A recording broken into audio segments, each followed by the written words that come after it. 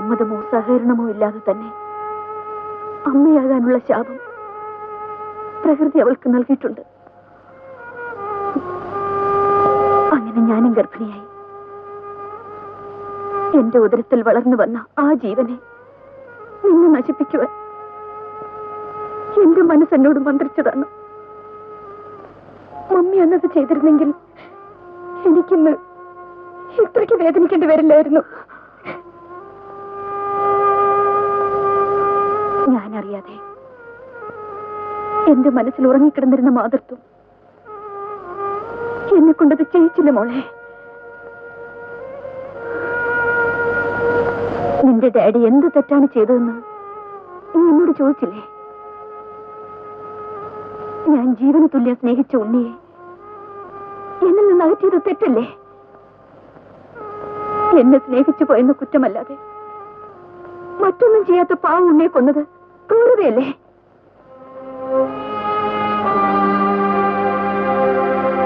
എന്നെപ്പോലെ സ്നേഹത്തിന്റെ നിശ്വാസവും നെഞ്ചിലടക്കി പിടിച്ചുകൊണ്ട് നിൽക്കുന്ന എന്റെ മോളുടെ മനസ്സ് എനിക്കറിയാവുന്നത് കൊണ്ട് ഞാൻ ചോദിക്കുകയാണ്,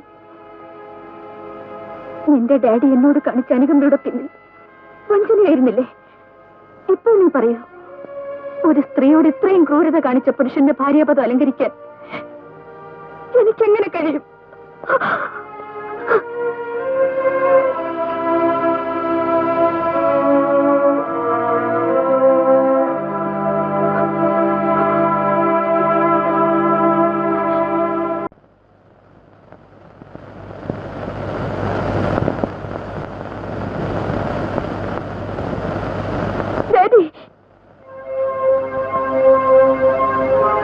ഡാഡിയെ കുറിച്ച് എനിക്ക് വലിയ മതിപ്പും ബഹുമാനമായിരുന്നു.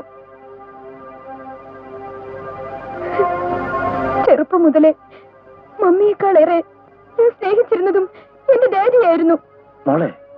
മമ്മി എന്തുകൊണ്ടാണ് ഡാഡി ഇത്രയ്ക്ക് വെറുക്കുന്നതെന്ന് ഇപ്പോഴാണ് എനിക്ക് മനസ്സിലായത്. ഡാഡിക്ക് എങ്ങനെ ഇത്രയ്ക്ക് ക്രൂരനാകാൻ കഴിഞ്ഞു? മോളും അമ്മയുടെ ആത്മകഥ വായിക്കുന്നുണ്ടല്ലേ? വായിച്ചതല്ല, കേട്ടറിഞ്ഞതാണ്. ഒരമ്മ മകളോട് പറഞ്ഞുകൂടാത്ത പല കാര്യങ്ങളും ഇന്ന് എന്റെ മമ്മിക്ക് എന്നോട് തുറന്നു പറയേണ്ടി വന്നു. ഞാനീ കേട്ടതെല്ലാം സത്യമാണ് ഡാഡി. ഡാഡി എന്തൊന്നും മിണ്ടാത്തത്? നിന്റെ മമ്മി പറഞ്ഞതെല്ലാം സത്യമാണ് മോളെ. പക്ഷേ മമ്മിക്ക് അറിഞ്ഞുകൂടാത്ത ചില സത്യങ്ങൾ വേറെയുമുണ്ട്. എനിക്ക് മാത്രം അറിയാവുന്നത്. എനിക്കറിയാം, എല്ലാം എനിക്കറിയാം. നിനക്കൊന്നും അറിയില്ല മോളെ. I know everything. എന്റെ രവിയെ എന്നിൽ നിന്ന് അകറ്റാൻ ശ്രമിച്ചതുപോലെ എന്റെ മമ്മി സ്നേഹിച്ചിരുന്ന പുരുഷനെ മമ്മിയിൽ നിന്ന് അകറ്റിയത് ഡാഡിയല്ലേ? അവരെ തമ്മിൽ വേർപിരിച്ചതോ പോട്ടെ, പാവം ആ മനുഷ്യനെ കൊന്നതും